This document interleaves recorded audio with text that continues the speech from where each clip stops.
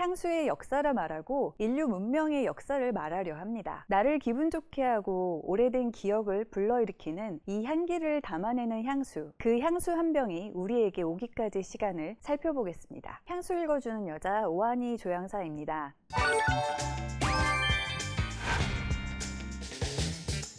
향수 퍼퓸의 어원은 라틴어 퍼퓨무스, 연기를 통해서라는 뜻을 가지고 있습니다. 불에 고기가 구워질 때, 나무에 불이 날 때, 종교적 행사에서 피우는 향불에서 우리 인류는 연기가 날 때 무언가 다른 존재가 있다는 것을 알았을 겁니다. 인류 최초의 조향사는 기원전 1200년경 만들어진 메소포타미아의 판에 등장하는 타푸티라는 여성 조향사입니다. 타푸티는 꽃과 같은 향료의 에센스를 증류하고 여과하는 과정에 대한 최초의 기록으로 왕이 사용하는 향기 나는 연고를 창포, 미르, 기름과 꽃으로 만들었다 합니다. 고대의 사람들이 즐기는 향수는 향기 나는 오일, 연고의 형태이거나 나무에 상처를 내면 나오는 송진과 같은 굳어진 형태를 태워서 공기 중으로 퍼지는 향을 즐기는 훈향의 방식이었을 겁니다. 고대 이집트에서는 장례 절차, 종교의식, 목욕 등 생활 전반에서 광범위하게 향료를 사용했습니다. 특히 장례 절차에서 미이라를 만들 때 시체 방부 처리를 위해서는 엄청난 양의 미르, 향유, 향신료들이 필요했습니다. 또한 고대 이집트에는 키피라는 향이 종교적, 의학적으로 사용되었습니다. 키피는 꿀, 포도주, 미르 등 16가지 성분으로 구성되며 그 함량 비율은 저마다 달랐습니다. 이걸 태워서 숨을 들이쉬고 내쉬면서 병든 영혼을 진정시키고 잠을 잘 자게 했다 합니다. 숙취 해소제로 사용했고요. 집을 정화하는 룸 스프레이처럼, 그리고 입냄새 제거제처럼도 사용했습니다.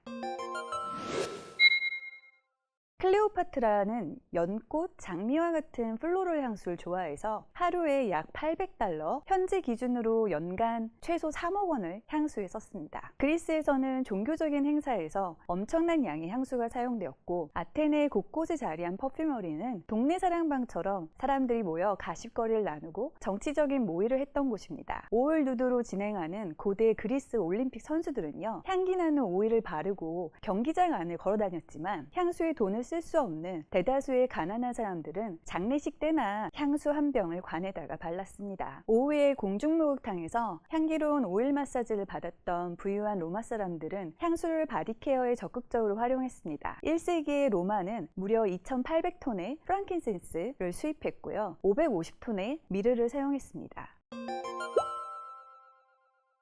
7세기에서 13세기 바그다드 과학자들이 과학적 발견을 이루는 이슬람의 황금기는 향수의 발전에 큰 영향을 끼쳤습니다. 9세기 페르시아의 의사인 자카리아 나지가 알코올을 발견하게 되면서 알코올 베이스의 향수 시대를 열게 됩니다. 이슬람 의사 아비신나는 장미향이 심장과 두뇌에 미치는 유익한 효과를 강조한 최초의 과학자이고 의사입니다.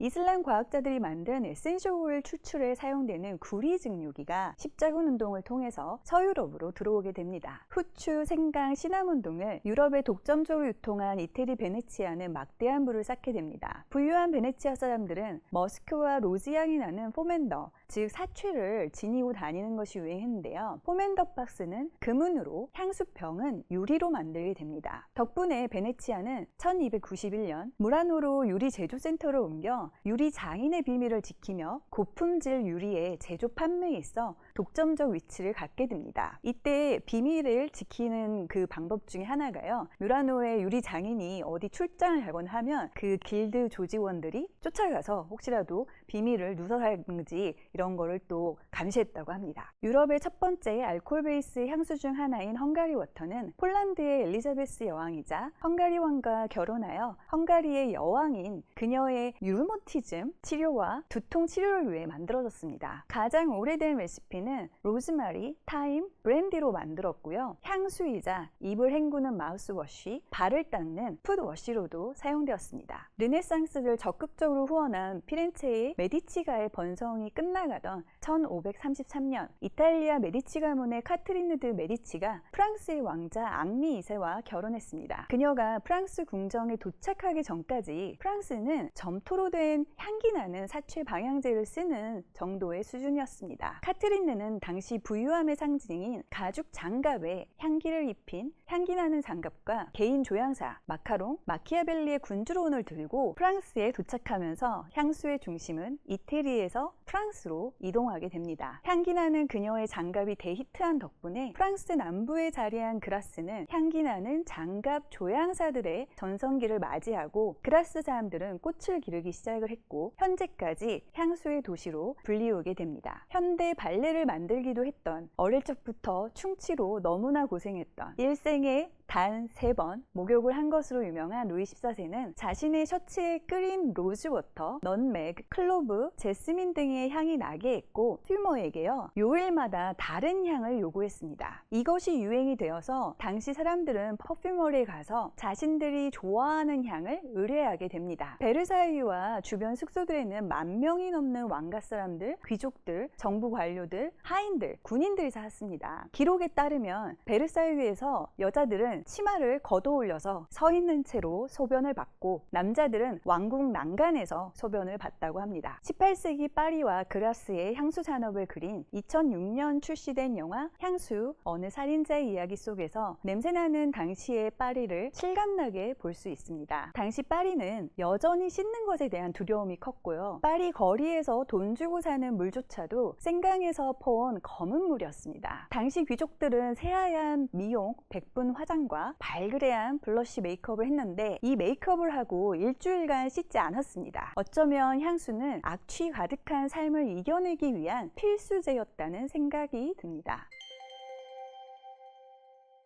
1834년 스위스 제네바의 연구자들이 시나몬 에센셜 오일에서 신남 알데하이드를 분리해내고 이어서 스위스 출신의 알프레드 바우어가 폭약을 개발하다가 머스크 향이 나는 인공 머스크를 만들게 됩니다. 1895년 스위스 취리히에서 현재 세계 향료 시장 1위인 지보단이 스위스 제네바에서는 2위인 펄미니시가 시작됩니다. 꽃 허브를 수확하는 노동 집약적인 천연 향료의 향수 산업에 다양한 합성 향료가 발견되면서 보다 쉽게 대량으로 저렴하게 향료 생산이 가능해집니다. 19세기 프랑스 퍼퓸 하우스 우비강에서 합성 향료 쿠마린을 함유한 첫 번째 향수 푸제르 로얄을 겔랑의 2대 마스터 조향사인 에메 겔랑이 합성 향료 바닐린을 함유한 향수 지키를 출시합니다. 퍼퓸머 프랑스와 코티는 1904년에 코티를 설립하여 조금 덜 비싼 향수병에 펄미니시와 같은 공급사를 통해서 부유한 사람들뿐만 아니라 중산층도 즐길 수 있는 향수들을 만들기 시작합니다. 현재 코티는 구찌, 캘빈 클라인, 버버리, 클로에, 마크 제이코스, 다비도표와 같은 향수들을 만들고 있습니다. 최초의 패션 디자이너 향수는 1913년 폴 푸아레가 런칭한 리드진입니다. 1차 세계대전 중 일어난 러시아의 볼셰비크 혁명으로 몰락한 러시아의 로마노프 황가의 왕자로 러시아에서 추방을 당한 대공 드미트리 파블로치가 사랑에 빠진 사람이 바로 코코 샤넬이었습니다. 그리고 그가 샤넬에게 소개시켜준 사람이 러시아에서 여러 향수를 만들었던 조향사 어니스트 보였고 그렇게 1921년 5월 5일 샤넬 넘버5가 출시가 됩니다. 그 전까지는 퍼퓸머리에 가서 향수를 맞춤 주문했으나 샤넬 넘버5로 인해 이미 만들어진 기성품 향수의 시대가 시작이 됩니다. 1차 세계대전으로 전쟁터에 나간 남자들을 대신해서 여자들이 일을 하고 돈을 벌게 되면서 여자들은 향수를 구매하는 소비자가 됩니다.